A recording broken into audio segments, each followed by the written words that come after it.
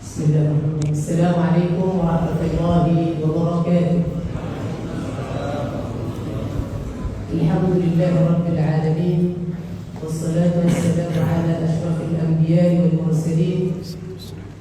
Sayyidina wa maulana Muhammadin sallallahu alaihi wasallam wa ala alihi wa ashabihi wa man tabi'ahum bi ihsan ila yaumiddin. Bersyukur kita kepada Allah Subhanahu wa taala. Alhamdulillah, pada kesempatan kali ini Allah Subhanahu wa taala karuniakan kita dengan berbagai macam nikmat dan karunia. Wabil khusus nikmat kita diberikan taufik oleh Allah Subhanahu wa taala sehingga setelah keadaan maghrib ini kita bisa meluangkan waktu kita beriktikaf di Masjid Al-Ikhlas untuk sama-sama mendengarkan kajian yang insyaallah akan disampaikan oleh Syekh Profesor Dr. Sa'ad Abdul Mu'li Abdul Alim Sa'ad Sya'ban. Beliau adalah seorang profesor pakar tafsir dan ilmu Al-Quran yang saat ini beliau mengajar di Universitas Islam Brussels di Eropa. Beliau menuntaskan pendidikan sarjananya di bidang sarjana dakwah dan kebudayaan Islam di Universitas Al-Azhar Kairo pada tahun 1999. Kemudian melanjutkan di Magister dalam tafsir dan ilmu Al-Quran pada tahun 2019. Dan beliau menyelesaikan program doktornya dalam ilmu tafsir dan ilmu Al-Quran di tahun 2022. Kemudian beliau promosikan ke tingkat profesor media dalam tafsir dan ilmu Al-Quran pada tahun 2024. Dan sekarang beliau menjadi dosen di Fakultas Syariah Departemen Tafsir dan Hadis di Universitas Kuwait sejak 2012. Jadi kira-kira terkait dengan biografi singkat beliau yang insyaallah sebentar lagi akan membagikan ilmunya kepada kita semua terkait dengan bagaimana kita meneladani Nabi SAW, fadilah Nabi SAW, dan bagaimana hak-hak beliau yang harus kita tunaikan. Yang kita sebagai umatnya harus menunaikan hak-hak SAW. Kepada Syekh kami persilakan. Assalamualaikum warahmatullahi wabarakatuh. بسم الله الرحمن الرحيم. الحمد لله رب العالمين، له الحمد الحسن وله الثناء الجميل، وأشهد أن لا إله إلا الله وحده لا شريك له يقول الحق وهو يهدي السبيل، وأشهد أن سيدنا ونبينا وحبيبنا وعظيمنا وقرة أعيننا محمد صلى الله عليه وعلى آله وصحبه وسلم تسليما كثيرا. فمبلغ العلم فيه أنه بشر وأنه خير خلق الله كلهم، أغر عليه للنبوة خاتم من الله من نور يلوح ويشهد، وضم الإله اسم النبي إلى اسمه إذا قال في الخمس المؤذن أشهد، وزاده من فضله ليجله فذو العرش معبود وهذا محمد صلى الله عليه وعلى آله وصحبه وسلم تسليما كثيرا. Setelah beliau mengucapkan salam dan memuji kepada Allah Subhanahu wa taala serta bersalawat kepada baginda Nabi Muhammad sallallahu alaihi wasallam, beliau kemudian mengutarakan sebuah syair sebagai pujian-pujian dan keutamaan daripada baginda Nabi Muhammad sallallahu alaihi wasallam, yang mana Nabi alaihi wasallam adalah makhluk Allah Subhanahu wa taala, seorang manusia yang diutamakan oleh Allah Subhanahu wa taala, yang derajatnya bahkan namanya disandingkan dengan nama Allah Subhanahu wa taala.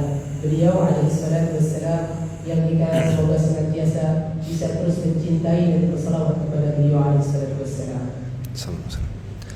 في هذا اللقاء المبارك نتحدث عن نبينا وحبيبنا محمد صلى الله عليه وسلم. Pada pertemuan yang mulia ini insyaallah kita akan membicarakan terkait dengan Nabi besar kita Muhammad sallallahu alaihi wasallam. نعم الله تبارك وتعالى علينا لا تعد ولا تحصى، Nikmat dan karunia Allah kepada kita tidak terhitung dan tidak terhingga.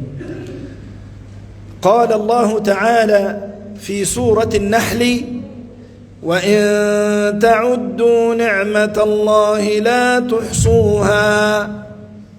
Allah Subhanahu wa taala berfirman dalam surat An-Nahl, jika engkau hitung nikmat-nikmat Allah maka niscaya engkau tidak dapat menghitungnya. ومن أعظم هذه النعم بل أعظم نعمة بعد نعمة التوحيد أن جعلنا الله تبارك وتعالى من أمة النبي محمد صلى الله عليه وسلم. Termasuk di antara nikmat yang paling utama, bahkan nikmat yang paling utama setelah kenikmatan tauhid yang Allah SWT berikan kepada kita adalah kita dijadikan sebagai umatnya Nabi besar Muhammad sallallahu alaihi wasallam. فرسول الله صلى الله عليه وسلم هو النعمة الكبرى، هو النعمة العظمى، هو النعمة المهداة، هو النعمة المسداة والرحمة المهداة صلى الله عليه وسلم. Maka Nabi alaihi salatu wasallam adalah karunia, nikmat yang begitu besar dari Allah Subhanahu wa taala, karunia yang tak terhingga yang diberikan oleh Allah Subhanahu wa taala, Nabi besar Muhammad sallallahu alaihi wasallam. قال الله تعالى وما أرسلناك إلا رحمة للعالمين. Allah berfirman, tidaklah kami utus engkau wahai Muhammad kecuali untuk sebagai rahmat untuk seluruh sekalian alam. النبي صلى الله عليه وسلم له قدر ومكانة عند الله جل وعلا. Nabi Muhammad sallallahu alaihi wasallam mempunyai kedudukan dan tempat kemuliaan di sisi Allah Subhanahu wa taala. جميع الأنبياء في القرآن الكريم ناداهم الله تبارك وتعالى بأسمائهم مجردة. Seluruh nabi-nabi Allah Subhanahu wa taala disebutkan dan dipanggil oleh Allah Subhanahu wa taala dalam Al-Qur'an dengan nama mereka masing-masing. أي ناداهم بدون ألقاب، فقال تعالى في سورة البقرة يا آدم اسكن أنت وزوجك الجنة، وقال تعالى يا إبراهيم قد صدقت الرؤيا، وقال تعالى يا زكريا إنا نبشرك بغلام اسمه يحيى، وقال تعالى يا يحيى خذ الكتاب بقوة. وحينما أراد الله تبارك وتعالى أن يخاطب النبي صلى الله عليه وسلم ناداه يا أيها النبي إنا أرسلناك شاهدا ومبشرا ونذيرا. Seluruh nabi-nabi Allah Taala disebutkan dalam Al-Quran dengan nama mereka masing-masing, tidak ada laqab atau tidak ada nama panggilan yang lain seperti nama mereka masing-masing. Maka Allah SWT sebutkan Nabi Adam dalam surat Al-Baqarah, ya Adam, wahai Adam. Dalam surat yang lainnya Allah SWT panggil Ibrahim, ya Ibrahim, wahai Ibrahim, ya Zakaria, wahai Zakaria, wahai Yahya, dan lain sebagainya. Tapi kemudian Nabi Muhammad sallallahu alaihi wasallam beliau dipanggil oleh Allah Subhanahu wa taala wahai nabi utusan Allah. Tidak disebutkan namanya secara langsung. أي أن الله تبارك وتعالى خاطبه بلقب النبوة وبلفظة النبوة يا أيها النبي، يا أيها الرسول، يا أيها المزمل، يا أيها المدثر. Maka Nabi SAW Allah sebutkan dalam Al-Quran dengan laqab-laqab kenabian, tidak langsung disebutkan dengan namanya. Allah Subhanahu wa taala sebut wahai Nabi, wahai Rasul utusan Allah, wahai seorang yang berselimut, wahai seorang yang sedang bergemetar.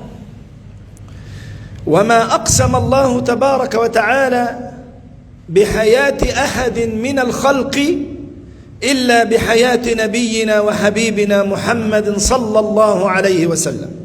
Dan Allah Subhanahu wa taala kemudian tidak sebutkan Nabi alaihi salatu wasallam, kemudian kecuali Nabi alaihi salatu wasallam disebutkan sesuai dengan keadaan umatnya dan disandingkan dengan umatnya. نحن معشر البشر مأمورون ألا نقسم إلا بالله. Kita sebagai seorang manusia, kita tidak diperbolehkan bersumpah kecuali atas nama Allah. فلا يجوز أن نقسم بأي شيء بغير الله تبارك وتعالى أو بشيء من أسمائه أو صفاته، لكن الله تبارك وتعالى يقسم بما شاء من خلقه. Allah SWT tidak diperbolehkan untuk bersumpah kecuali dengan nama Allah Subhanahu wa taala atau sifat-sifat dan nama-nama yang lainnya. Namun Allah Subhanahu wa taala, maka Dia adalah zat yang berhak untuk bersumpah untuk kepada atau atas seluruh makhluk-makhluknya. ولكن الله أقسم بحياة نبيه محمد صلى الله عليه وسلم لمكانته وقدره وشرفه وجلاله عند الله، فقال الله تعالى في سورة الحجر: لعمرك إنهم لفي سكرتهم يعمهون. Maka Allah Subhanahu wa taala kemudian bersumpah dengan kehidupannya Nabi alaihi wasallam. Dalam surah Al-Hijr Allah SWT sebutkan, dan dengan urusanmu wahai Muhammad, demi urusanmu sesungguhnya mereka di dalam sakarat mereka berada dalam kesusahan. لعمرك إنهم لفي سكرتهم يعمهون، أي وحياتك يا محمد إنهم لفي غيهم وضلالهم يلعبون. yakni makna daripada ayat tersebut adalah dengan kehidupanmu wahai Muhammad, mereka dalam kesesatan dan kepenyimpangan mereka sesungguhnya telah berada dalam penyimpangan yang nyata. النبي محمد صلى الله عليه وسلم كتب الله عنده في الكتاب أنه خاتم النبيين قبل أن يخلق آدم عليه السلام. Allah Subhanahu wa taala menetapkan Nabi alaihi salatu wassalam. Allah Subhanahu wa taala menetapkan Nabi alaihi salatu wassalam di dalam Al-Qur'an sebelum diciptakannya Nabi Adam. جاء في الحديث عند ابن حبان عن العرباد بن سارية قال الحبيب النبي صلى الله عليه وسلم: إني عند الله في الكتاب لخاتم النبيين. Hadis yang diriwayatkan dari Ibn Hibban, Nabi SAW bersabda, sesungguhnya aku adalah penutup para nabi yang ditetapkan oleh Allah SWT dalam Al-Quran. إني عند الله في الكتاب لخاتم النبيين وإن آدم لمنجدل في طينته. Dan sedangkan Adam saat itu belum diciptakan oleh Allah Subhanahu wa taala dari tanah.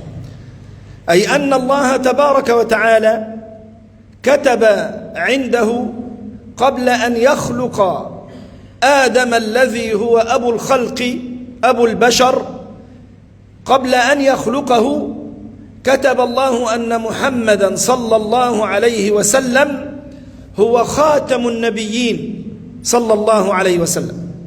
Jadi Nabi SAW ditetapkan oleh Allah SWT di sisinya untuk menjadi Nabi yang terakhir sebelum Nabi Adam diciptakan oleh Allah SWT. ثم قال: وسأخبركم بأول أمري. Kemudian beliau bersabda, maka akan aku utarakan kepadamu, beritahukan kepadamu perkara yang pertama dari urusan tersebut. دعوة أبي إبراهيم التي دعا بها نبي الله إبراهيم حينما قال الله تعالى في سورة البقرة على لسان نبي الله إبراهيم: ربنا وابعث فيهم رسولا منهم يتلو عليهم آياتك ويعلمهم الكتاب والحكمة ويزكيهم إنك أنت العزيز الحكيم. Maka sebagaimana yang Nabiullah Ibrahim utarakan dalam Al-Quran yang diabadikan oleh Allah Subhanahu wa taala. Nabiullah Ibrahim mengatakan, "Ya Allah, utuslah di tengah-tengah kaum seorang nabi yang mengajarkan kepada mereka Alkitab, Al-Quran dan juga hikmah. Dan sungguhnya Engkau adalah Maha bijaksana lagi Maha mulia." وبشارة عيسى أي أن نبي الله عيسى عليه وعلى نبينا الصلاة والسلام بشر ببعثة النبي محمد صلى الله عليه وسلم. Begitu juga halnya dengan Nabi Musa. Nabi Musa alaihissalam beliau kemudian mengabarkan tentang kenabian bahwasanya Nabi Muhammad SAW akan diutus oleh Allah SWT sebagai nabi. أي أن نبي الله عيسى أخبر قومه فهم يعلمون علم اليقين ببعثة النبي محمد صلى الله عليه وسلم قبل أن يولد. Maka kemudian Nabi Isa alaihissalam beliau mengabarkan umatnya tentang kenabiannya Nabi Muhammad SAW sebelum Nabi Muhammad dilahirkan. كما قال الله تعالى في سورة الصف: وإذ قال عيسى بن مريم يا بني إسرائيل إني رسول الله إليكم مصدقا لما بين يدي من التوراة ومبشرا برسول يأتي من بعد اسمه أحمد.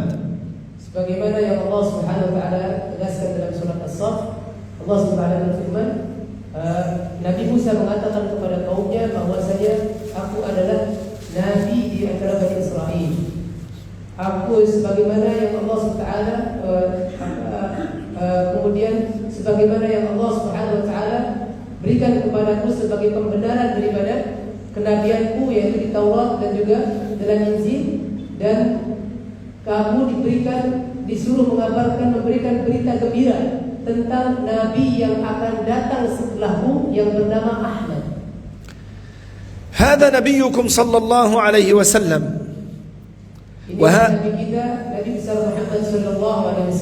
وهو نبي البشرية جمعاء.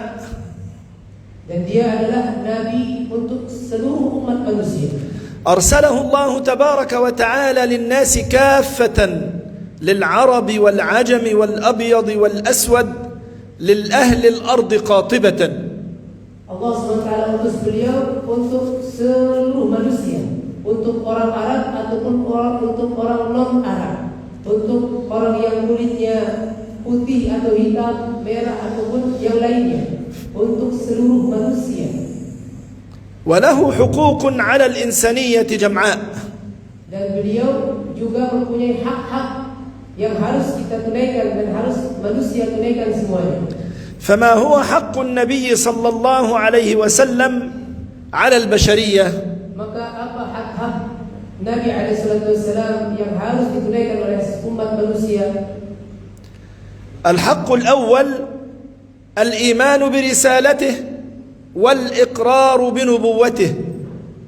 Hak yang pertama yang harus kita tunaikan sebagai manusia terhadap Nabi alaihissalam adalah kita mengimani kenabiannya dan menetapkan berikrar akan kerasulannya Nabi Muhammad sallallahu alaihi wasallam. نؤمن بأنه رسول أرسله الله للعالمين ونبيا بل هو خاتم الأنبياء والمرسلين صلى الله عليه وسلم. Maka kita harus mengimaninya bahwa dia adalah seorang utusan Allah Subhanahu wa taala yang diutus oleh Allah Subhanahu wa taala sebagai nabi yang terakhir untuk umat manusia.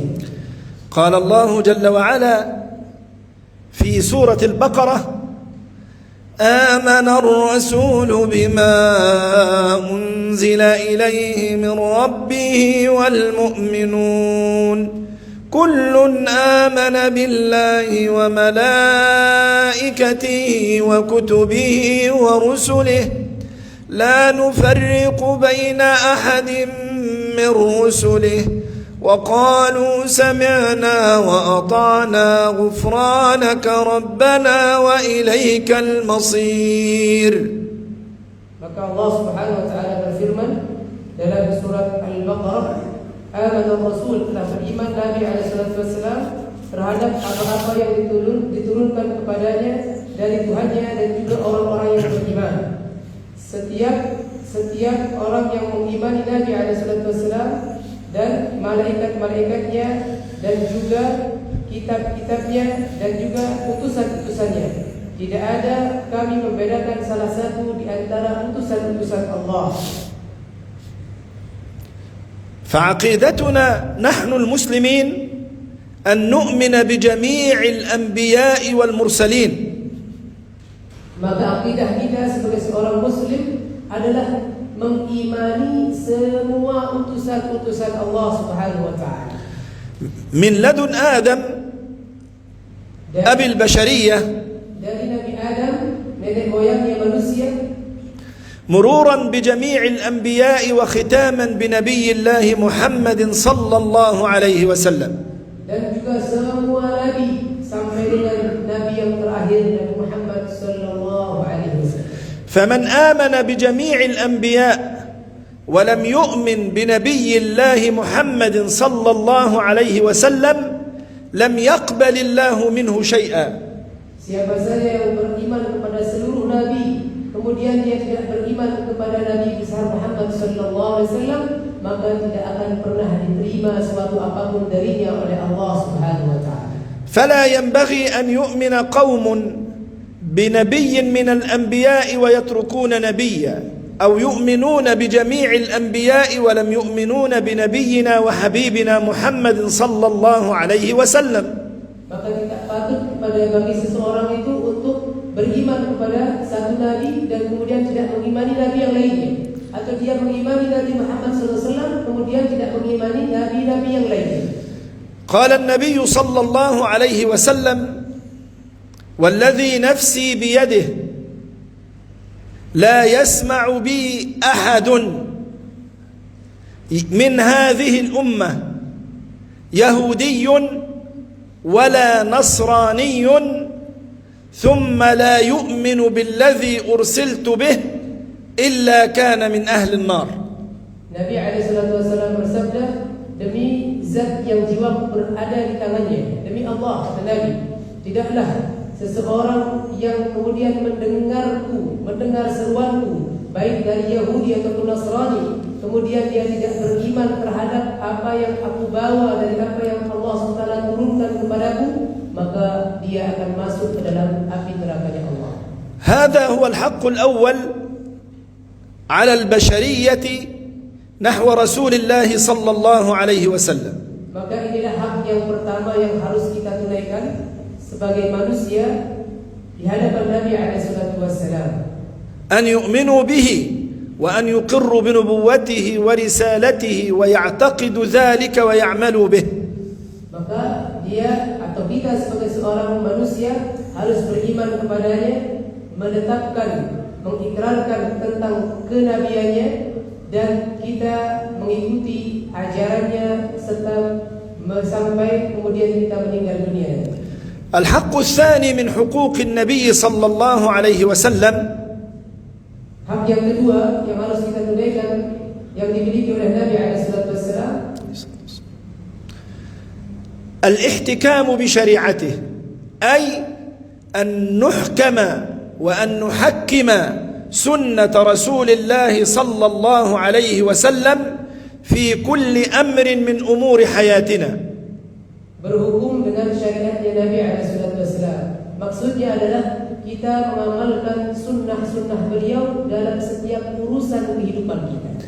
قال الله تعالى في سورة النساء: فلا وربك لا يؤمنون حتى يحكموك فيما شجر بينهم ثم لا يجدوا في أنفسهم حرجا مما قضيت ويسلموا تسليما. Maka tidaklah dia beriman, tidaklah kemudian orang dianggap beriman kepada Allah sampai kemudian dia menyerahkan, dia menjadikan Nabi SAW sebagai tujuan daripada pemisah antara seluruh urusannya. Maka tidaklah kemudian seseorang itu dikatakan beriman sampai mereka menerima apa-apa yang dari Nabi SAW secara utuh dan loyalitas. فإذا ما وقع خلاف بين رجل وزوجته أو بين رجل وصديقه أو بين رجل وزميله أو بين رجل ورئيسه في العمل أو بين رجل وجاره فلا بد أن يحكموا سنة رسول الله صلى الله عليه وسلم وكتاب الله فيما بينهم ففيه الحل والعلاج والدواء والشفاء. Maka tidaklah seorang kemudian dia mendapatkan masalah dengan keluarganya, dengan istrinya, dengan tetangganya, dengan bosnya, dengan siapapun, kecuali kemudian dia berhukum atau menyelesaikan masalah tersebut dengan apa yang ada dalam kitab Allah Al-Quran dan juga sunnah Nabi Muhammad SAW, karena di dalamnya terdapat solusi dan dari semua permasalahan tersebut. الحق الثالث من حقوق النبي صلى الله عليه وسلم على البشرية وجوب محبته. Hak yang ketiga yang harus kita tunaikan sebagai manusia terhadap Nabi SAW adalah kewajiban untuk mencintainya. أن نحب رسول الله صلى الله عليه وسلم من أعماق قلوبنا حتى يكون أحب إلينا من آبائنا وأمهاتنا وأبنائنا وبناتنا وأزواجنا أحب إلينا من كل شيء. Maka kita harus mencintai Nabi SAW, cinta yang datang dari lubuk hati kita yang paling dalam, sehingga kita bisa mencintai beliau melebihi bapak-bapak kita, ibu-ibu kita, melebihi istri-istri kita, melebihi anak-anak kita, melebihi dari semua sesuatu yang ada di antara kita. فلقد جاء في الحديث عن أنس بن مالك رضي الله عنه Maka diriwayatkan dalam hadis yang diriwayatkan oleh Anas bin Malik radhiyallahu anhu, قال رسول الله صلى الله عليه وسلم Nabi Muhammad SAW bersabda, ثلاث من كن فيه وجد بهن حلاوة الإيمان. Ada 3 perkara yang jika seorang mendapatkannya maka dia akan mendapatkan manisnya iman. أي أن هناك أمور ثلاثة إذا تحققت في قلب العبد واعتقد ذلك يقينا عندها يستطيع أن يتذوق طعم الإيمان وحلاوة الإيمان. 3 hal yang jika hal tersebut terwujud dalam hati seseorang, maka hal tersebut akan menjadikan seseorang itu bisa mengecap, merasakan betapa manisnya keimanan. أن يكون الله ورسوله أحب إليه مما سواهما. Bahwa dia menjadikan Allah Subhanahu wa taala dan Rasulnya orang yang paling dia cintai melebihi semuanya. أي يقدم محبة الله ومحبة رسوله صلى الله عليه وسلم على محبة كل شيء في حياته. Yaitu seseorang mendahulukan cintanya kepada Allah dan cintanya kepada Nabi melebihi segala sesuatu yang ada di dunia ini. وأن يحب المرء لا يحبه إلا لله. Kemudian yang kedua, seseorang bisa mencintai seseorang yang lainnya dengan dasar karena Allah Subhanahu wa taala. وأن يكره أن يعود في الكفر بعد إذ أنقذه الله منه كما يكره أن يقذف به في النار. Kemudian dia membenci dirinya untuk kembali kepada kekufuran setelah Allah berikan hidayah kepada dia, sebagaimana dia benci dan tidak suka dimasukkan ke dalam api nerakanya Allah. بل وبين النبي صلى الله عليه وسلم Dan Nabi SAW menjelaskan أنه لا يكون العبد كامل الإيمان إلا إذا قدم محبة النبي صلى الله عليه وسلم على والده وولده والناس أجمعين. Nabi menjelaskan bahwasanya seseorang tidak akan mencapai kesempurnaan iman kecuali setelah dia bisa mencintai Nabi SAW melebihi kedua orang tuanya, anak-anaknya dan seluruh manusia yang ada. قال النبي صلى الله عليه وسلم والذي نفسي بيده لا يؤمن أحدكم حتى أكون أحب إليه من والده وولده والناس أجمعين. Nabi SAW bersabda, tidaklah seseorang sempurna imannya sampai kemudian dia bisa mencintaimu melebihi kedua orang tuanya, anak-anaknya dan seluruh manusia. بل وأعظم من ذلك أن يقدم محبة رسول الله على نفسه كما جاء في الحديث عن عبد الله بن هشام رضي الله عنه في صحيح البخاري. Bahkan seseorang harus mendahulukan cintanya kepada Nabi SAW melebihi cintanya kepada dirinya sendiri, sebagaimana hadis yang diriwayatkan oleh Abdullah bin Hisham dalam Sahih Bukhari. نعم. عن عبد الله بن هشام رضي الله عنه قال كنا مع النبي صلى الله عليه وسلم. Dari Abdullah bin Hisham, beliau berkata, kami saat itu bersama dengan Nabi SAW. فأخذ بيد عمر رضي الله عنه. Maka dia kemudian mengambil tangan Umar radhiyallahu anhu. فقال عمر رضي الله عنه يا رسول الله لأنت أحب إلي من كل شيء إلا من نفسي. Maka kemudian Umar mengatakan, ya Rasulullah, sesungguhnya aku mencintaimu melebihi segala sesuatu kecuali tidak diriku. فقال النبي صلى الله عليه وسلم لا والذي نفسي بيده حتى أكون أحب إليك من نفسك. Maka Nabi SAW mengatakan, tidak wahai Umar, tidak wahai Umar, demi zat yang berada, jiwa yang berada di tanganku, demi Allah, kata Nabi, sampai engkau mencintaiku melebihi dirimu sendiri.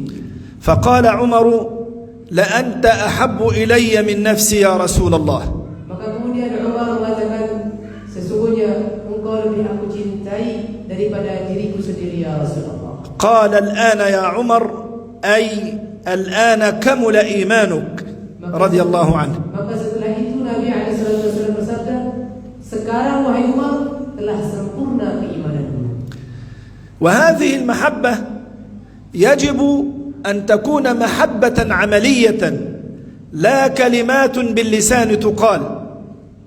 Dan cinta yang kita lakukan kepada Nabi SAW haruslah dibuktikan dengan amal perbuatan, bukan hanya sekedar cinta sebagai manis lisan belaka. والله جل وعلا يقول في سورة آل عمران قل إن كنتم تحبون الله فاتبعوني يحببكم الله ويغفر لكم ذنوبكم والله غفور رحيم. Allah SWT berfirman dalam surat Al-Imran, katakanlah wahai Muhammad, jika qul in kuntum tuhibbunallah, jika kalian mencintai Allah, maka ikutilah aku. Sesungguhnya Allah SWT akan mencintaimu dan Allah SWT akan memberikan ampunanmu. Sesungguhnya Allah SWT Maha Pengampun dan Maha Penyayang. وهذا هو الحق الرابع من حقوق النبي صلى الله عليه وسلم. Maka ini adalah hak yang keempat di antara hak-hak Nabi SAW yang harus kita tunaikan. أن نطيع رسول الله صلى الله عليه وسلم في كل ما أمر به. Yaitu kita mentaati Nabi SAW dalam setiap hal yang diperintahkan oleh beliau. وألا نقدم على قوله ولا فعله قولا ولا فعلا. Dan kita tidak boleh mendahulukan perkataan atau perbuatan selain beliau SAW. أي إذا سمعت قائلا يقول قال رسول الله صلى الله عليه وسلم أن تتأدب مع ذلك القول فتسمع وتطيع وتسلم لقول النبي صلى الله عليه وسلم. Yaitu ketika dikatakan kepada kita bahwasanya Nabi SAW bersabda, maka hendaklah kita mentaati dan melaksanakan apa-apa yang ada dalam isi sabda beliau SAW tersebut.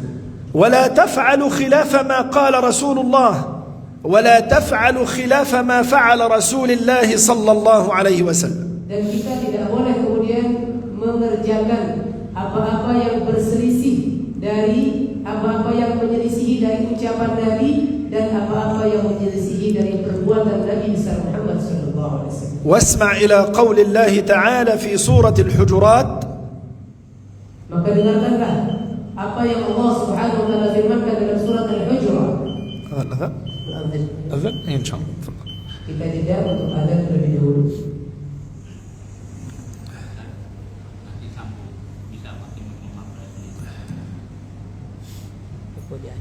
Mungkin dia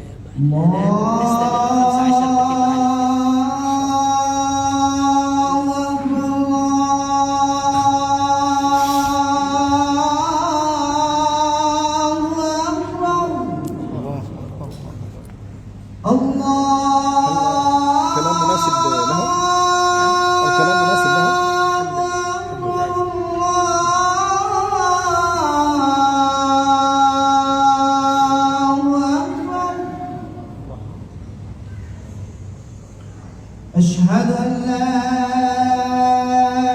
إله إلا الله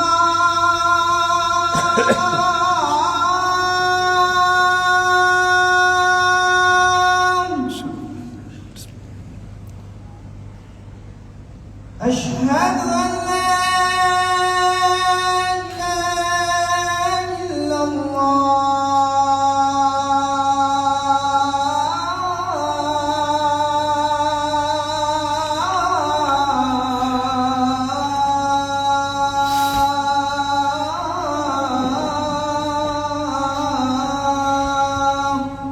أشهد أن لا إله إلا الله أشهد أن محمدا رسول الله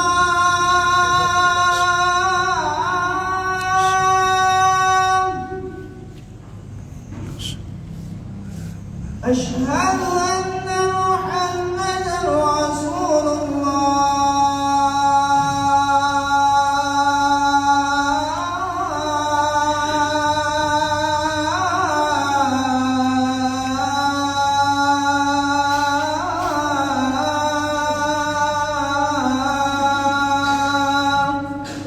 أشهد أن لا إله.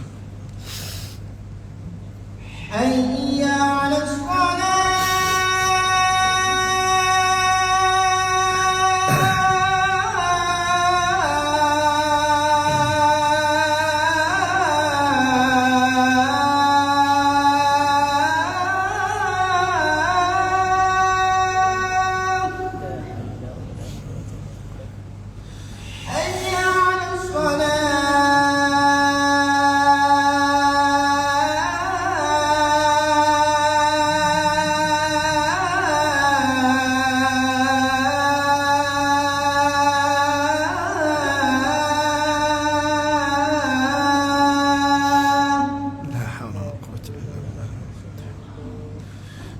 حي على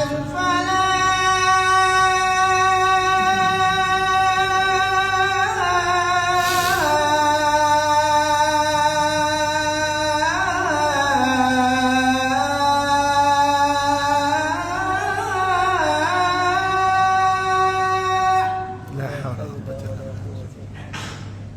حي على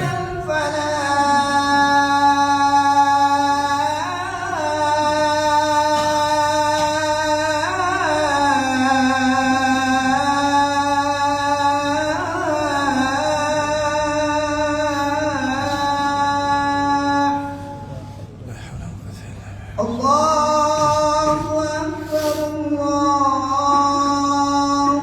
أكبر لا إله إلا الله لا إله إلا الله وحده لا شريك له. اللهم رب هذه الدعوة التامة والصلاة القائمة آت محمدا الوسيلة والفضيلة والدرجة الرفيعة وأثر اللهم المقام المحمود الذي وعدته إنك لا تخلف الميعاد. اللهم يسألك الإخلاص في القول والعمل. بسم الله الرحمن الرحيم. نكمل حديثنا لحين أن يحين وقت الصلاة. Kita lanjutkan sedikit lagi perbincangan kita terkait dengan keteladanan atau mencintai Nabi SAW. وذلك بناء على رغبتكم بارك الله فيكم. Dan sebagaimana tadi sudah diminta oleh salah satu Bapak DKM untuk melanjutkan sedikit daripada perbincangan kita. فقلنا سابقا أن من حقوق النبي صلى الله عليه وسلم على الناس جميعا ألا يقدموا بين يديه قولا ولا فعلا ولا يقدموا قولا ولا فعلا على قول وفعل رسول الله صلى الله عليه وسلم. Sebagaimana tadi kita sebutkan bahwasanya di antara hak Nabi SAW yang harus kita tunaikan adalah kita tidak mendahulukan perkataan atau perbuatan orang lain daripada perkataan dan perbuatannya Nabi SAW. استجابة لأمر الله جل وعلا وتأدبا مع النبي صلى الله عليه وسلم. Untuk mengamalkan apa yang diperintahkan oleh Allah SWT dan adab kita, akhlak kita kepada Nabi SAW. قال الله تعالى في أول آية في سورة الحجرات. Sebagaimana yang Allah SWT sampaikan dalam awal surat Hujurat. يا أيها الذين آمنوا لا تقدموا بين يدي الله ورسوله واتقوا الله إن الله سميع عليم. Wahai orang-orang yang beriman, janganlah engkau mendahulukan sesuatu apapun daripada Allah SWT dan Rasulnya. Bertakwalah kepada Allah SWT. Sungguhnya Dia Maha mendengar lagi Maha mengetahui. كما أمرنا الله تبارك وتعالى ألا نرفع صوتنا على صوت النبي حيا أو ميتا صلى الله عليه وسلم. Sebagaimana Allah SWT juga perintahkan kita agar kita tidak boleh meninggikan suara kita di atas suara Nabi SAW, baik ketika beliau masih hidup ataupun setelah beliau wafat. ففي حياته نعرفها. Jika waktu di hidupnya kita mengetahui bersama bagaimana kita tidak meninggikan suara di hadapan Nabi. وبعد مماته ألا نرفع أصواتنا عند قبره صلى الله عليه وسلم. Dan setelah dia wafat adalah kita tidak boleh mengeraskan atau mengencangkan suara atau bahasa kita berteriak di sisi kuburnya Nabi SAW. وألا نرفع قولا على قوله ولا سنة على سنته ولا كلاما على كلامه ولا نقدم فعلا على فعله صلى الله عليه وسلم. Maka kita kemudian tidak boleh mendahulukan perkataan atau perbuatan ataupun sunnah-sunnah yang lainnya di atas sunnah Nabi, di atas perkataan dan perbuatan Nabi SAW. وهذا من الأدب الذي علمنا الله إياه في الآية الثانية من سورة الحجرات. Dan inilah adab yang diajarkan oleh Allah Subhanahu wa taala yang kedua di dalam surat Al-Hujurat. يا أيها الذين آمنوا لا ترفعوا أصواتكم فوق صوت النبي ولا تجهروا له بالقول كجهر بعضكم لبعض أن تحبط أعمالكم وأنتم لا تشعرون. Wahai orang-orang yang beriman, janganlah engkau meninggikan suaramu di hadapan Nabi SAW, dan jangan mengeraskan suaramu sebagaimana engkau mengeraskannya dengan di antara orang-orang yang lainnya. Khawatir akan hilang seluruh amalmu, tidak ada gunanya sedangkan kamu tidak menyadarinya. فمن رفع صوته على صوت النبي أو رفع صوته على كلام النبي صلى الله عليه وسلم فقد حبط عمله ولم يقبل الله منه. Maka siapapun kemudian yang mengangkat suaranya di hadapan Nabi atau mengangkat suaranya di hadapan perkataan Nabi SAW, maka akan hilang, terhapus amal-amal perbuatannya dan tidak akan diterima oleh Allah SWT. وهذه الآية المباركة التي استمعنا إليها وما بعدها لها سبب نزول عظيم لا يسعنا الوقت للحديث عنه، فلعلنا أن نتحدث عنه وعن السورة كاملة في لقاء آخر إن شاء الله. Maka dua ayat tersebut yang tadi disampaikan terkait dengan adab kepada Nabi SAW, ini ada sebab turunnya yang ceritanya sangat panjang, tidak bisa kemudian kita bahas pada kesempatan kali ini karena sangat panjang ceritanya. Maka insyaAllah mudah-mudahan kita bisa berjumpa kembali di lain waktu dan akan kita bahas secara menyeluruh berkaitan dengan ayat-ayat tersebut. ولقد أمر الله تبارك وتعالى في كثير من آي القرآن الكريم أمر بطاعة النبي صلى الله عليه وسلم وقرانها بطاعة الله جل وعلا.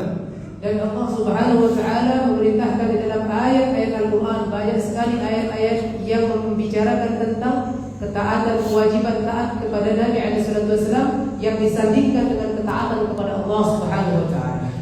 قال الله تعالى في سورة النساء: يا أيها الذين آمنوا أطيعوا الله والرسول. Wahai orang yang beriman, berbuat taatlah kepada Allah dan Rasul.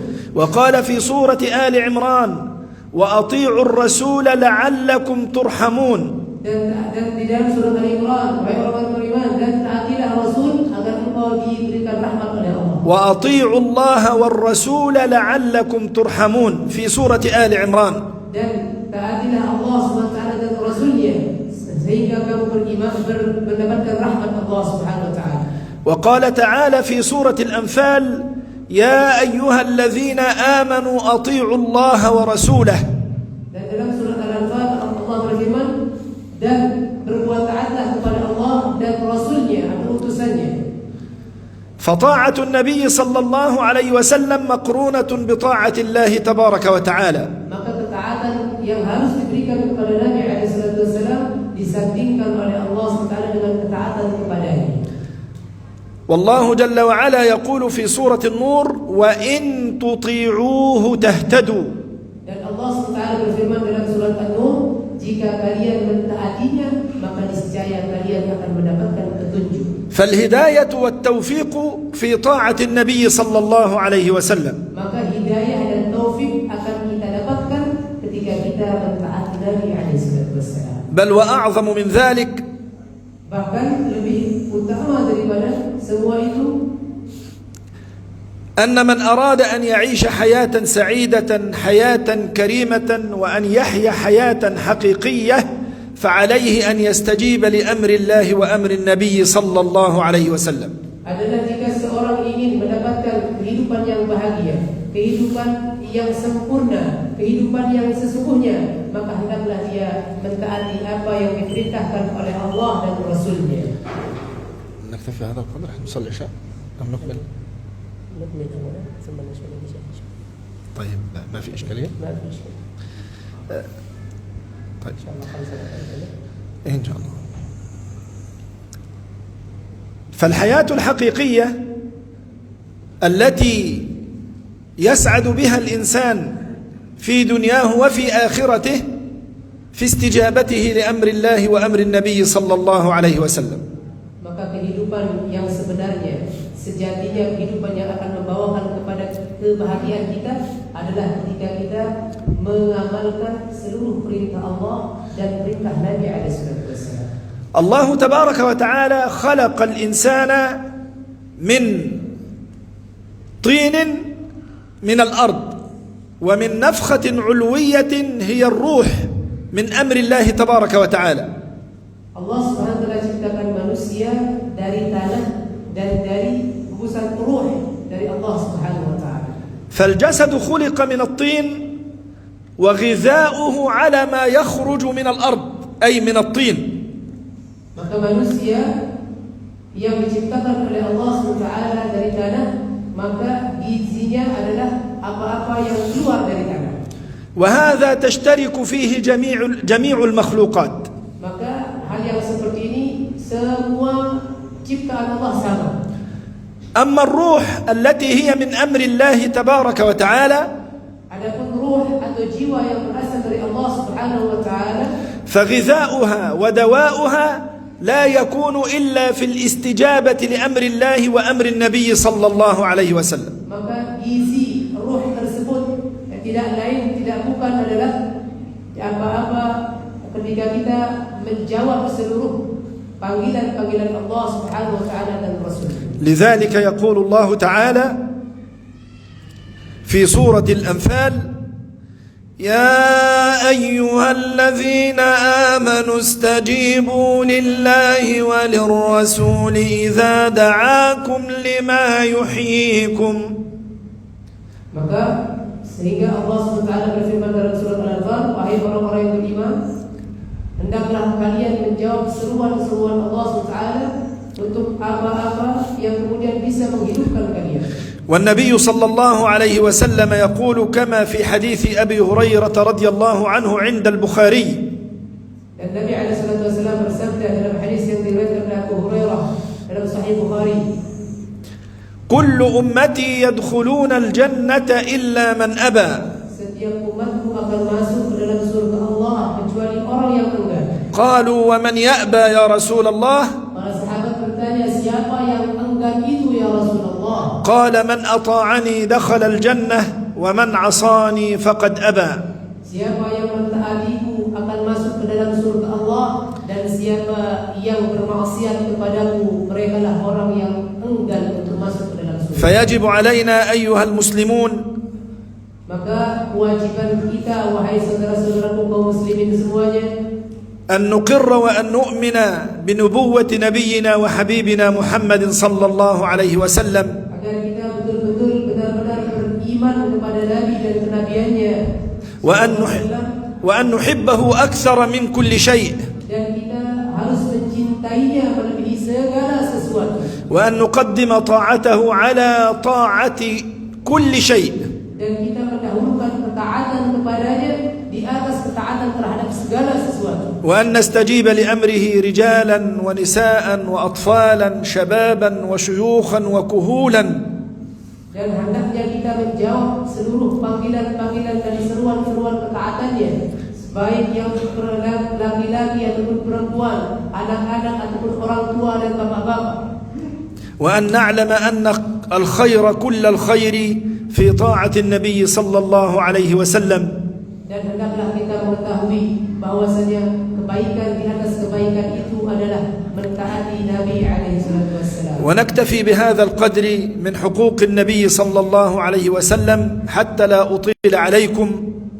Dan insyaallah kita cukupkan pembahasan kita terkait dengan hak-hak Nabi alaihi salatu wassalam terhadap kepada kita semuanya, sehingga saya juga tidak berlama-lama membuat bapak-bapak menunggu. ويتبقى عدد من الحقوق الواجبة علينا نحو رسول الله صلى الله عليه وسلم لعلنا نتعرف عليها في لقاء قادم إن شاء الله.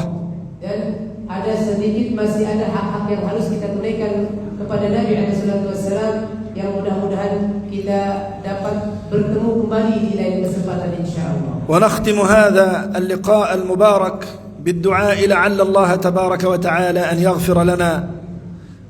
اللهم اغفر لنا وارحمنا. اللهم لك الحمد حمدا كثيرا طيبا طاهرا مباركا فيه. اللهم لك الحمد حتى ترضى. اللهم لك الحمد حمدا كثيرا طيبا طاهرا مباركا فيه. اللهم صل على نبينا محمد في الأولين وفي الآخرين، وصل عليه في الملأ الأعلى إلى يوم الدين. اللهم اغفر لنا ذنوبنا وإسرافنا في أمرنا، وثبت على الحق أقدامنا. اللهم اغفر لنا وارحمنا. اللهم تجاوز عنا. اللهم اغفر لآبائنا واغفر لأمهاتنا واغفر لأزواجنا وأبنائنا وبناتنا. اللهم أصلح بلادنا. اللهم أصلح بلاد المسلمين. اللهم اغفر للمسلمين والمسلمات والمؤمنين والمؤمنات الأحياء منهم والأموات برحمتك يا رب الأرض والسماوات. اللهم اغفر لآبائنا وارحمهم كما ربونا صغارا. اللهم اغفر لآبائنا وارحمهم كما ربيانا صغارا. اللهم كن لنا ولا تكن علينا، وانصرنا ولا تنصر علينا. اللهم انصر الإسلام وأعز المسلمين، وارفع راية الحق والدين، وانصر عبادك المجاهدين في كل مكان. اللهم انصر عبادك المجاهدين في كل مكان. اللهم اغفر لأهل هذا المسجد يا رب العالمين. اللهم اغفر لأهل هذا المسجد يا رب العالمين. اللهم بارك لهم في أولادهم، وبارك لهم في أزواجهم، وبارك لهم في أهليهم وأموالهم برحمتك يا أرحم الراحمين. اللهم تقبل منا إنك أنت السميع العليم. ربنا تقبل منا إنك أنت السميع العليم. اللهم آتنا في الدنيا حسنة وفي الآخرة حسنة وقنا عذاب النار. اللهم هب لنا من لدنك رحمة إنك أنت الوهاب. اللهم هب لنا من لدنك ذرية طيبة إنك سميع الدعاء. ربنا هب لنا من أزواجنا وذرياتنا قرة أعين واجعلنا للمتقين إماما. اللهم صل وسلم وزد وبارك على سيدنا محمد وعلى آله وصحبه وسلم تسليما كثيرا. شكر الله لكم وجزاكم الله خيرا. أشكركم على حسن الاستماع وحسن الضيافة. شكر الله لكم والسلام عليكم ورحمة الله وبركاته. Terima kasih kepada Syekh atas penyampaian yang dipaparkan. Kita tutup sesi kita dengan doa kafaratul majlis. Subhanakallahumma wa bihamdika asyhadu an la ilaha illa anta astaghfiruka wa atubu ilaik. Wassalamu alaikum warahmatullahi wabarakatuh. جزاكم الله خيرا. شكرا الله.